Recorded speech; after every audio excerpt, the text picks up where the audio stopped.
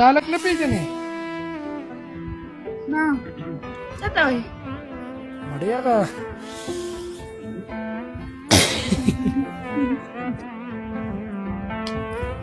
ته رښتیا داسې ساده یې که نه نه پېژنې دا شي؟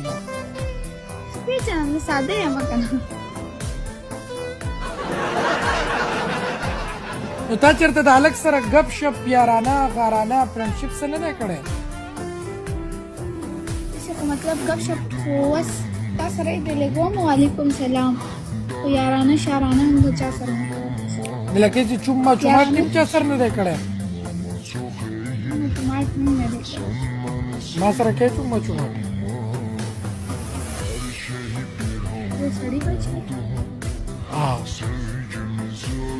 بیا ولې چې چوما چوماټ را سره وکړه؟ نو ستا چوما چوماټ نه یې خوښ؟